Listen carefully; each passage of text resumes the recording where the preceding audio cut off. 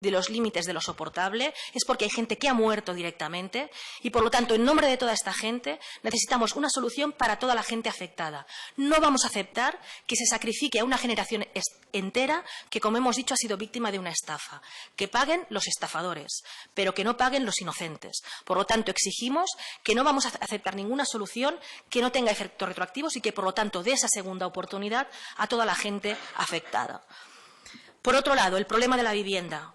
Pedimos la moratoria inmediata, con carácter urgente, de todos los desahucios y no de unos pocos, como se ha regulado recientemente con el decreto del 15 de noviembre. Pedimos la moratoria de todos los desahucios de vivienda habitual y de deudores de buena fe, por supuesto. Nosotros siempre las medidas no las hemos planteado, como ha pretendido a veces hacer creer la banca, en términos generales, como si nadie tuviera que responder de sus deudas. No, siempre hemos dicho que lo planteamos para vivienda única y habitual y para deudores de buena fe. Eso está recogido en muchísimas legislaciones y es perfectamente fácil de establecer jurídicamente si realmente hay voluntad política para ello. Por lo tanto, en estos casos de vivienda habitual y deudores de buena fe, exigimos, aparte de la dación en pago retroactiva, que se regule esta moratoria inmediata para detener la sangría de los desahucios. Y moratorias es una práctica perfectamente normal y habitual en muchos países de nuestro alrededor. En Francia lo hacen desde muchísimos años antes de la crisis, simplemente, fíjense, por motivos climáticos, porque en invierno hace frío, durante 6 meses cada año en Francia se detienen todos los lanzamientos de viviendas. Y aquí lo que está costando plantearlo. En Italia también se han detenido los lanzamientos, en Grecia también hay una moratoria de desahucios. Cuando en España es el país que es más grave la problemática, es increíble lo que está costando decretar esta moratoria temporal hasta que realmente se resuelva la situación.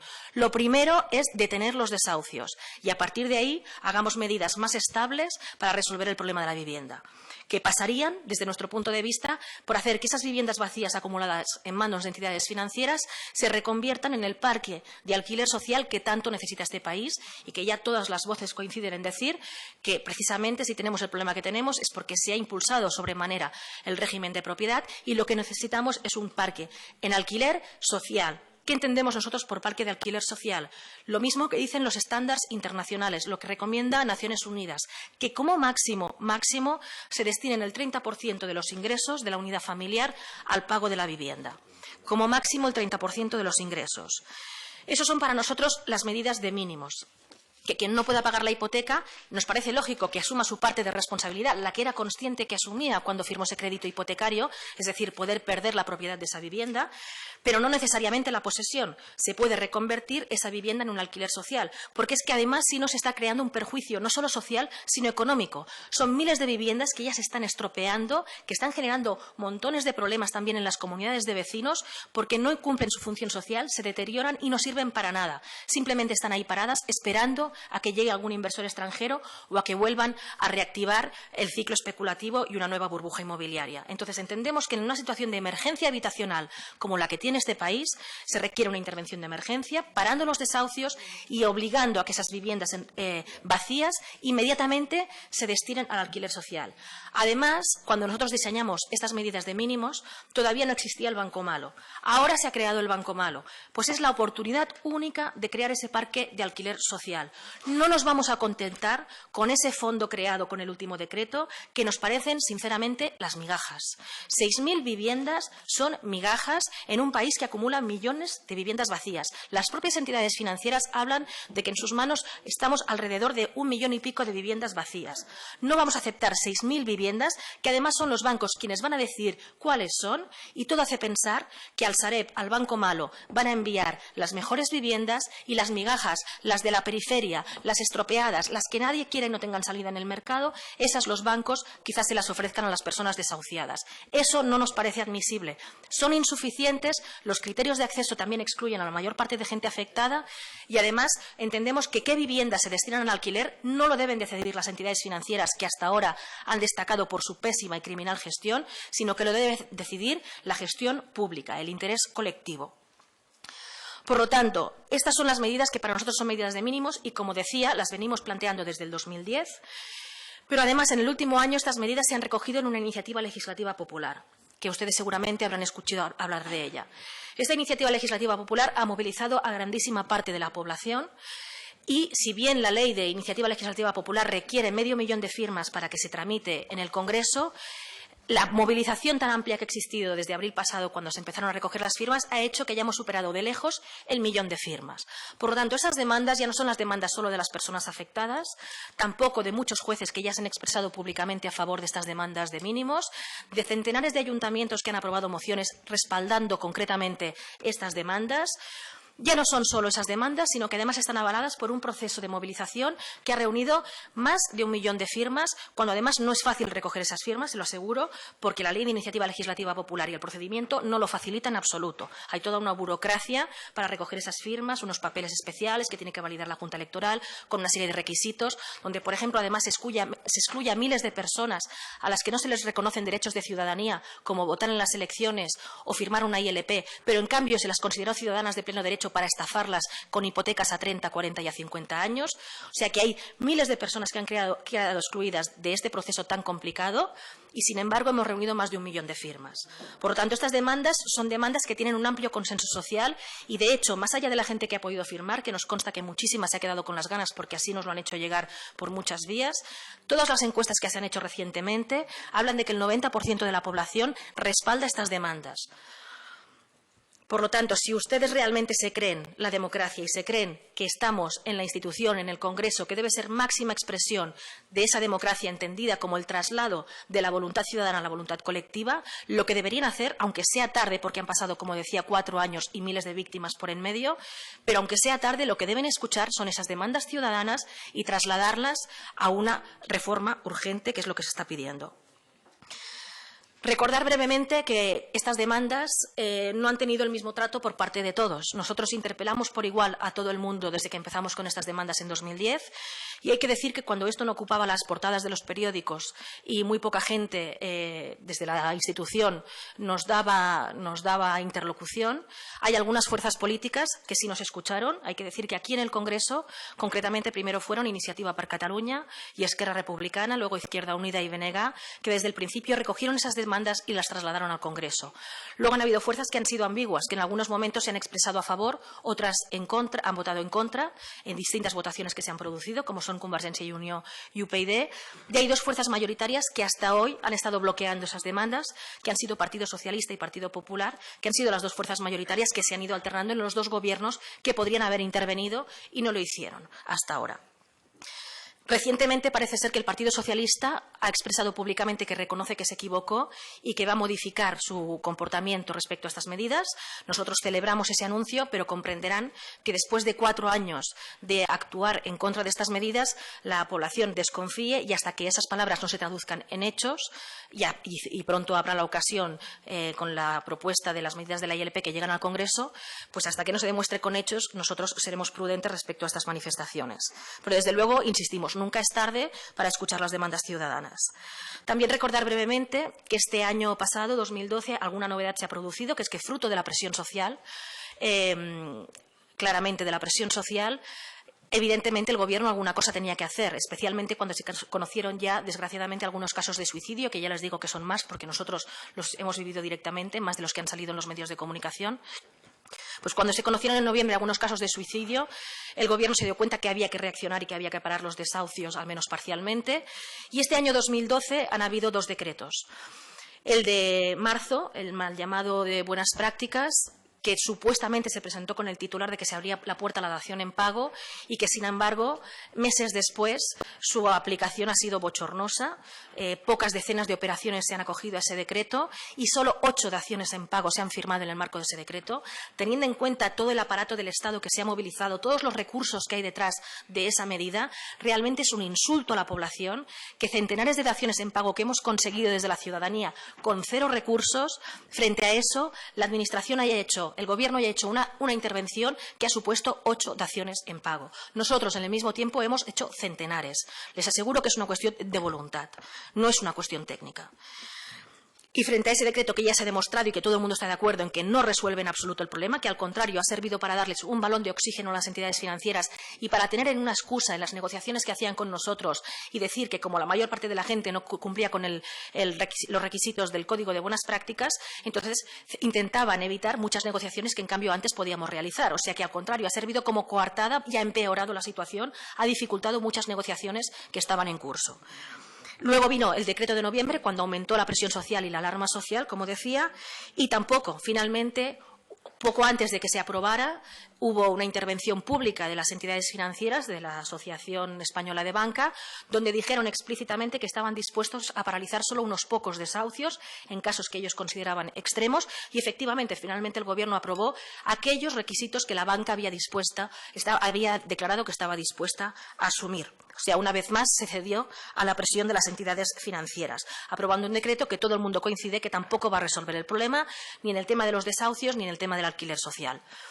Y nos encontramos hoy aquí, con la ocasión, aunque tardía, de ampliar ese decreto, que todo el mundo coincide en que es insuficiente, y es en esta discusión que nosotros les decimos que recojan ya esas demandas de mínimos incluidas en la ILP. Más allá de la tramitación de la ILP, que va a seguir su curso próximamente, más allá de esa tramitación, entendemos que lo que importa es que esas medidas se recojan cuanto antes y se plasmen cuanto antes. Por lo tanto, pedimos a esta comisión que incluya ya entre las medidas acordadas esas medidas de mínimos. Si además amplía, perfecto, porque creemos que hay que adoptar más medidas, no creemos que sean las únicas a adoptar.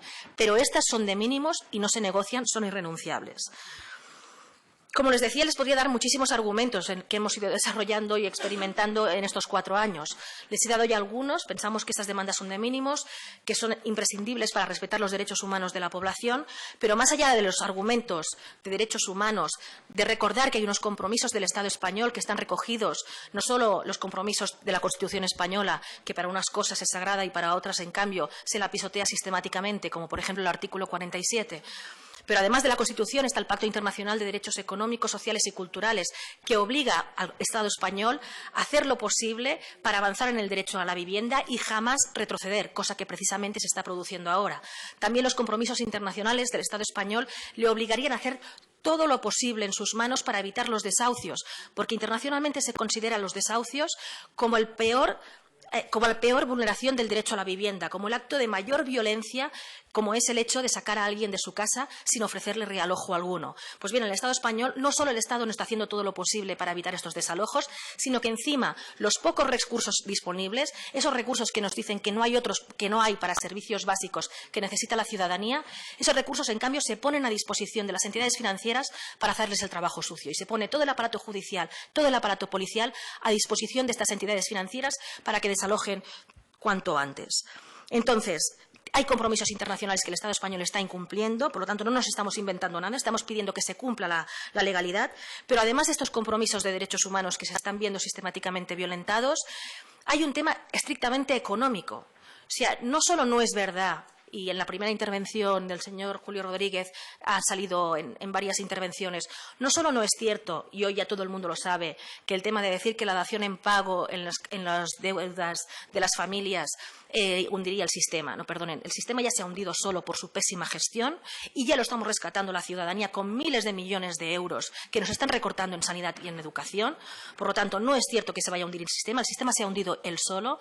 Además, el problema de morosidad, sobre todo, ya está, son datos objetivos, es el de las inmobiliarias, no es el de las familias, a las que en cambio se les está aplicando cada día la dación en pago y aquí nadie se escandaliza y aquí nadie habla de la inseguridad jurídica ni del impacto económico que tienen estas daciones en pago sistemáticas de unos activos, por cierto, que están mucho más devaluados que los activos de las viviendas familiares, porque las viviendas familiares normalmente se encuentran en poblaciones donde siempre habla una cierta demanda. En cambio, los activos de los fracasos inmobiliarios suelen ser urbanizaciones a medio construir, fantasmas, edificios solares que ahora no valen nada, es decir, activos que realmente nadie quiere y que ahora no tienen ningún valor, por lo tanto, muchísimo más devaluados. Y, en cambio, a estos activos se les está haciendo, insisto, la dación en pago y ahora con el Banco Malo se está limpiando a las entidades financieras de todos estos activos llamados tóxicos sin que, en cambio, se produzca ninguna intervención parecida para rescatar a las personas.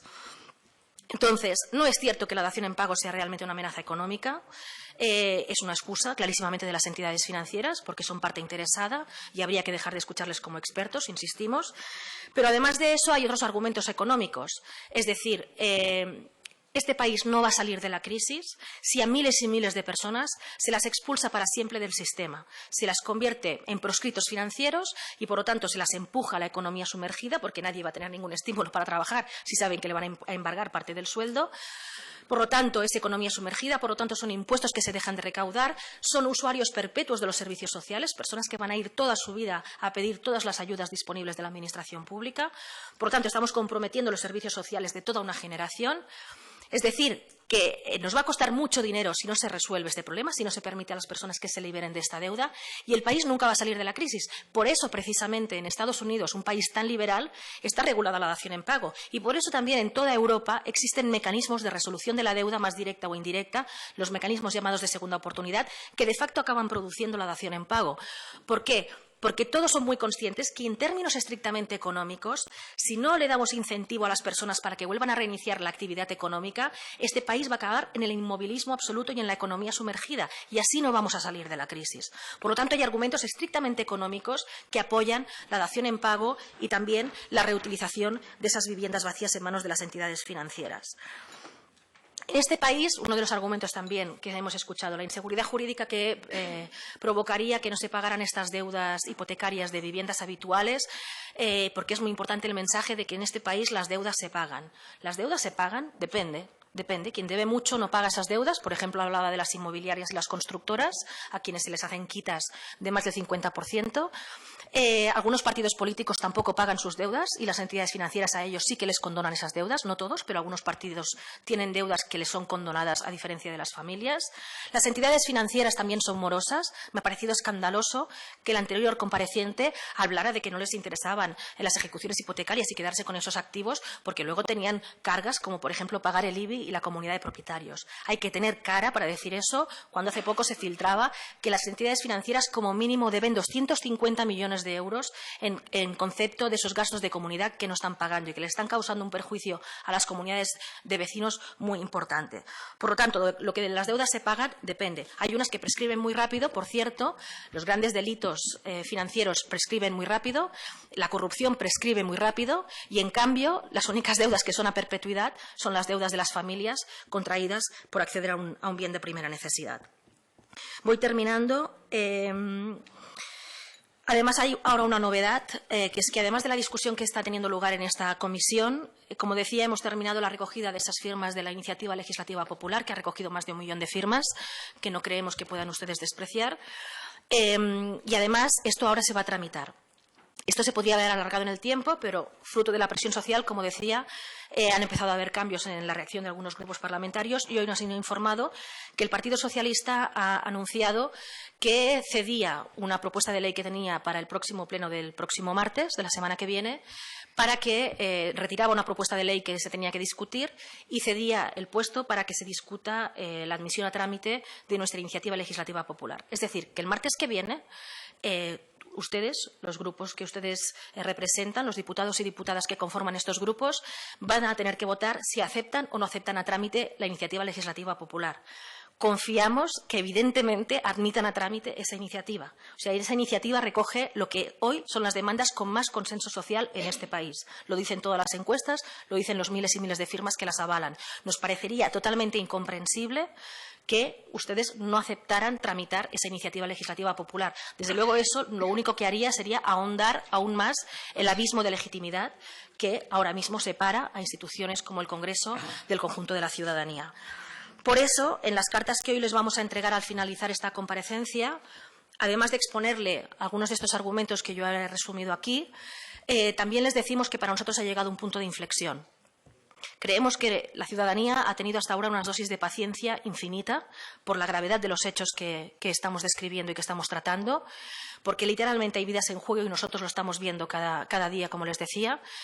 Entonces, hasta ahora nosotros nos hemos empecinado realmente en agotar todas las vías que ofrecía el sistema. Hemos hablado con servicios sociales, con partidos políticos, con ayuntamientos, con oficinas de vivienda, con comunidades autónomas, con los juzgados. Hemos puesto todos los recursos posibles. Hemos hablado con todo el mundo. Nos han dicho que teníamos que recoger firmas como hormiguitas. Hemos recogido más de 1 millón de firmas. Realmente hemos agotado todos los canales. Si, en cambio, las mayorías parlamentarias insisten en despreciar esa voluntad ciudadana tan clara y contundente que avala esas demandas de mínimos, estarán ustedes legitimando que nosotros demos un paso más y aumentamos la presión social. No es un capricho, nosotros no tenemos ninguna ganas de estar permanentemente movilizados. Les aseguro que tenemos cosas mejor que hacer. Desde luego la gente lo que tiene ganas es de buscar empleo y de buscar soluciones para su vida cotidiana. No tiene ninguna ganas de estarse manifestando y haciendo acciones de presión. Pero no nos queda más opción. O sea, realmente las cartas están sobre la mesa, las demandas ciudadanas están sobre la mesa. Si hay grupos todavía que insisten en despreciar esa voluntad ciudadana, se tendrán que enfrentar a que públicamente les señalemos. Y eso es lo que hoy tenemos que anunciar aquí, que pedimos a todos los diputados y diputadas que hagan un examen de conciencia, más allá de los grupos parlamentarios como tales. Apelamos ya directamente a las personas con nombres y apellidos que tienen una vida, que tienen familia, que podrían intentar imaginarse lo que significa que te destruyan la vida de un día para otro. Pónganse ustedes en la piel de la gente que está sufriendo todo esto y realmente hagan un examen de conciencia y piensen si realmente pueden votar en contra de estas medidas de mínimos. Aquellos diputados y diputadas que no se comprometan desde ya a defender estas medidas de mínimos en este trámite que se está haciendo en esta comisión o cuando se discuta la admisión a trámite de nuestra ILP el próximo martes, van a tener que ver cómo la población empieza a señalarles públicamente allí donde vayan. Nunca vamos a incitar acciones de violencia. Somos un movimiento pacífico, creemos firmemente en las acciones pacíficas, pero desde luego tampoco vamos a tolerar la impunidad que arruina a la vida de miles de personas condenadas a un sufrimiento intolerable. Bueno, solo una última cosa. Decía antes, estas medidas son de mínimos. Si quieren hablar de más medidas, estamos plenamente dispuestos a hablar de más medidas. Por ejemplo, evidentemente, abordar el tema de las cláusulas abusivas, de los intereses abusivos, que habría que limitar muchísimo, las tasaciones. Desde luego, habría que conseguir tasaciones realmente independientes que no sean hechas por empresas e impuestas por las entidades financieras y participadas por ellas mismas. Habría que regular el mercado del crédito para evitar efectivamente el sobreendeudamiento. Y hay otro tema colateral que nos hemos encontrado con posterioridad a cuando redactamos la iniciativa legislativa popular y que es un tema urgente también que les quiero plantear, que es el tema de la fiscalidad. Ahora mismo, no solo el Estado no está haciendo nada para evitar o casi nada, para evitar los desahucios y las deudas ilegítimas que arruinan la vida de miles de personas, sino que encima se está lucrando con la desgracia de las personas. Es decir, ahora mismo las ejecuciones hipotecarias y las daciones en pagos se les da la consideración a todos los efectos de transmisión patrimonial como si fuera una compraventa en la que se produjera un enriquecimiento. Es decir, que miles de personas que lo están perdiendo todo y se están quedando con una deuda de por vida y son embargadas, encima les llega con la declaración de Hacienda reclamaciones de miles de euros, más la plusvalía municipal, que muchos ayuntamientos están buscando la manera de no cobrarla por la presión que está haciendo la ciudadanía, pero que todavía no se ha regulado en los últimos decretos que se ha hecho, se podría haber hecho y tampoco se ha hecho. Es decir, que encima la Administración pública se está lucrando con la desgracia de la ciudadanía. Esto es algo que también habría que modificar junto con las demandas de mínimos de esta iniciativa legislativa popular. Y, desde luego, habría que regular el alquiler para que sea una alternativa real y la gente realmente tenga opciones en este país.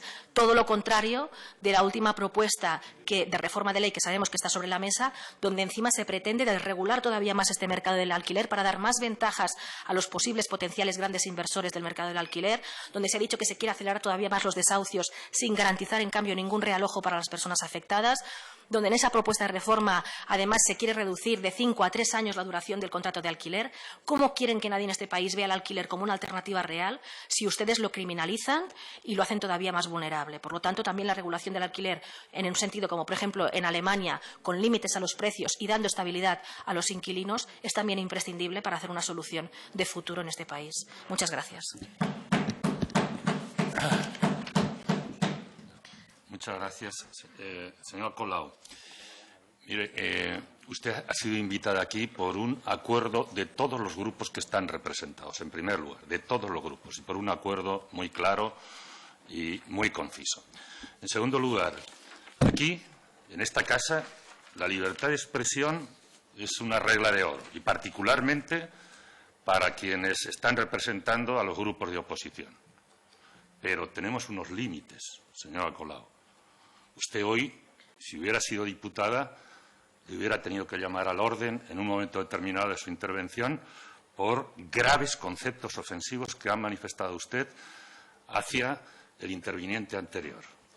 Le quiero pedir que retire, para que se retire, porque esto naturalmente queda escrito. No va a hacerlo, pues, mire usted, el próximo, yo le he llamado en este momento, claro, no le puedo llamar al orden al no ser un diputado o diputada, pero le aseguro que si vuelve usted a decir eso tendré que suspender esta comparecencia.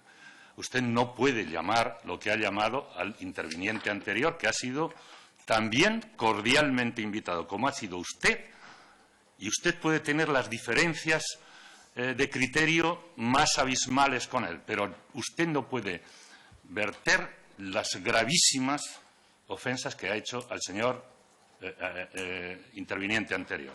Y le ruego por segunda vez que piense que lo que ha hecho usted es muy grave, con una ofensa muy grave, y que le ruego que la retire para que no conste en el acta de hoy.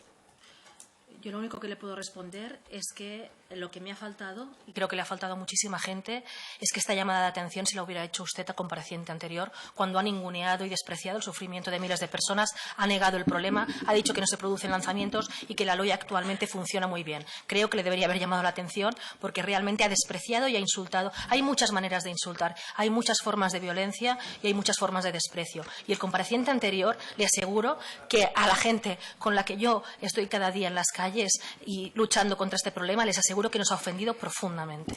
Bueno, yo considero, desde luego, que no ha habido ningún tipo de ofensa de la gravedad que usted ha dado al compareciente anterior. Y luego le quiero decir claramente que aquí quienes estamos representamos a todos los españoles a través de unas urnas. Entonces, usted viene con la legitimidad que crea usted adjudicarse con muchas firmas y con mucha gente. Aquí los que estamos representamos a todos los españoles después de haber pasado por unas urnas y democráticamente respetando las reglas del juego democrático. Entonces, le ruego también que, a lo mejor no era su intención, pero, oiga, aquí hay varios grupos y algunos nos hemos visto como si nos amenazasen. Y usted, nosotros, cualquiera de los diputados, en su libertad de conciencia, votará lo que crea conveniente la semana que viene y la próxima. Pero usted le rogaría que no nos amenace si votamos o no votamos lo que un compareciente o una compareciente nos diga. Y le reitero, ha venido usted invitada con toda cordialidad y usted realmente hoy ha empleado en algunos momentos, por una parte, conceptos muy ofensivos al interviniente anterior, al compareciente anterior, y después nos ha hecho algunas amenazas a los diputados y diputadas, y creo que eso, al menos yo debo decir, conste en acta que no estoy en absoluto de acuerdo. Y pasamos al turno de portavoces. Señor Coscubiela, ¿tendrá usted el turno de la palabra ahora inmediatamente? Una cuestión de orden. ¿Qué cuestión de orden? ¿Con qué artículo, por favor?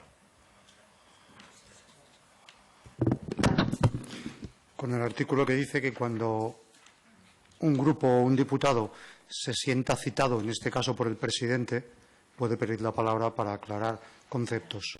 No he citado a ningún diputado. Sí, ha citado, ha intentado usted, y no lo discuto, hacerse eco del sentido del conjunto de la comisión. Simplemente digo que creo que este Congreso en ocasiones se estira mucho de los pelos cuando oye algunas palabras y, en cambio, muy poco cuando ve el sufrimiento de la gente. Y creo, le ruego que, por favor, deje en este momento el uso de la palabra. Tendrá usted a continuación. En cualquier caso, yo no he hablado en nombre de todos los diputados. He hablado en nombre propio como diputado y como presidente de esta comisión. En cualquier caso, yo le digo que no me he sentido amenazado porque creo que la compareciente ha dejado de manera bastante clara su posición absolutamente pacífica y que yo no me siento representado por las palabras del presidente, que de todas maneras respeto por su función, pero no quisiera que el silencio, como en otras ocasiones, pudiera ser interpretado como aceptación. Señor Coscubiela, pasamos al turno de portavoces. En primer lugar, por el Grupo Parlamentario Socialista, tiene la palabra doña Leire Iglesias. Bueno, bien, muchas gracias, señor presidente, y muchas gracias a la compareciente, agradeciendo una vez más las intervenciones de todos los comparecientes que pasan por esta mesa. Entiendo que cuando llamamos a comparecer de expertos, a colectivos, en concreto, estamos dispuestos a escuchar todo lo que nos tengan que decir y reconocer la legitimidad de todos los comparecientes que vienen a esta comisión a decirnos todo lo que nos tengan que decir en cualquier caso. En el caso concreto de la plataforma de afectados por la hipoteca y de Ada Colau, en este momento como portavoz, que actúa como portavoz de la plataforma de afectados por la hipoteca, reconocerle además expresamente el apoyo del Grupo Parlamentario Socialista a la actividad que durante este tiempo, durante estos años, ha desarrollado la plataforma. Efectivamente, fueron los primeros en darse cuenta de la realidad y la magnitud de un problema que ha ido creciendo, que ha ido incrementándose, que se ha ido convirtiendo sencillamente y de verdad, aunque la compareciente no lo señalara al principio como el objeto fundamental en el que debemos centrarnos, centraba una estafa y no una situación social, pero sí se ha convertido en un drama social al que tenemos la obligación, como representantes políticos, como representantes ciudadanos, de atender. Y en ese caso, y en esa circunstancia concreta, reconocer que fueron la plataforma los primeros en darse cuenta de la situación que vivían estas personas. No los primeros en detectar una burbuja inmobiliaria, no los primeros en tomar actuaciones y reaccionar sobre el tema. Ya había informes, publicaciones, iniciativas políticas que seguramente tardías y sin duda insuficientes quisieron atender un problema sin que se le diera la dimensión necesaria.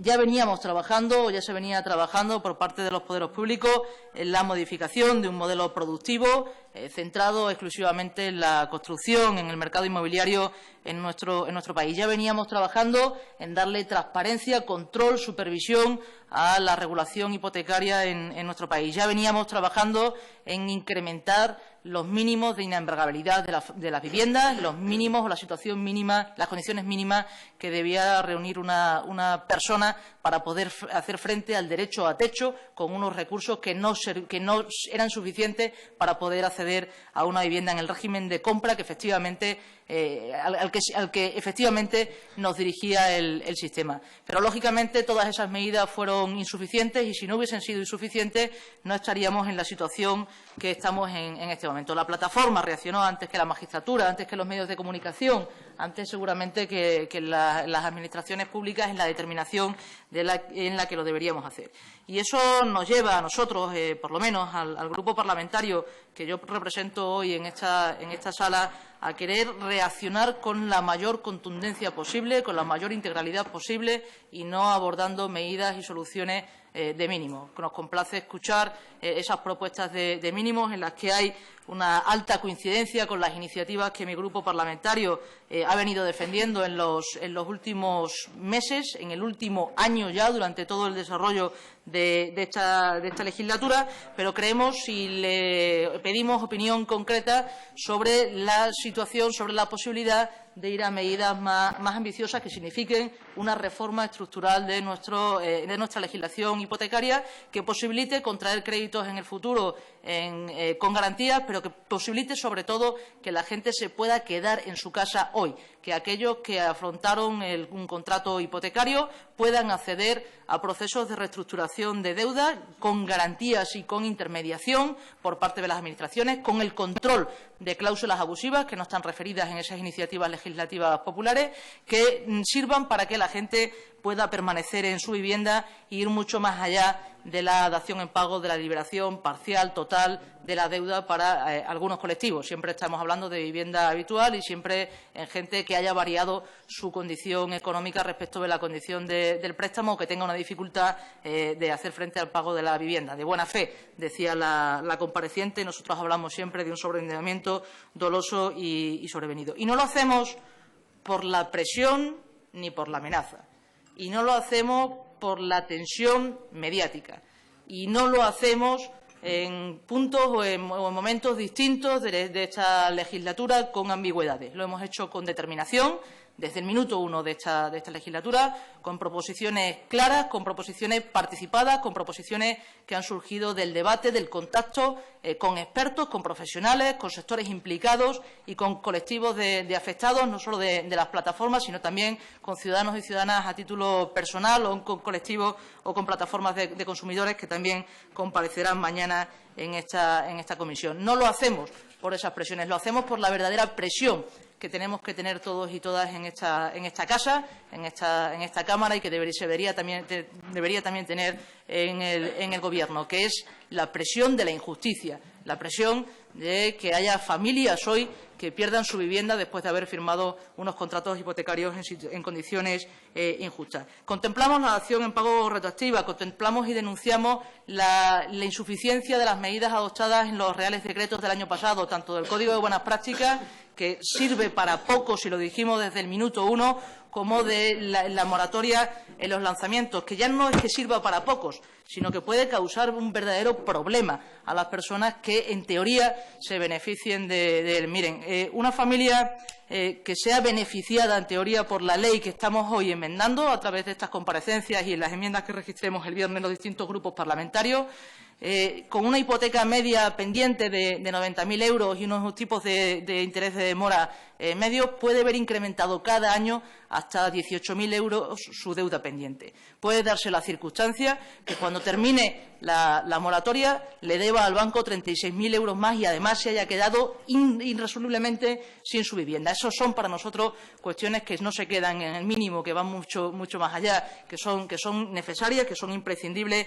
abordar desde ya. Coincidimos en regular la intervención pública en el derecho a la vivienda, en el derecho a acceso a la vivienda, no solo en alquiler, sino también en ese parque público de alquiler social, en desbloquear y poner a disposición de ese parque público de alquiler social al que se debe reclamar a las administraciones y no a las entidades financieras, esas mismas que te concedieron un crédito muchas veces en condiciones injustas, solicitar a las administraciones que pongan a disposición todo el stock de vivienda vacía, todas las viviendas, especialmente de aquellas entidades que están recibiendo ayudas públicas. Y tanto nuestro compromiso con los mínimos y con los máximos, sobre todo con los máximos, de los que les pediría opinión concreta, que vamos efectivamente a procurar acelerar la tramitación de la iniciativa legislativa popular promovida por más de 1 millón de personas en nuestro país, cediendo la próxima semana un turno, nuestro cupo, en las iniciativas legislativas de iniciativas en el Pleno,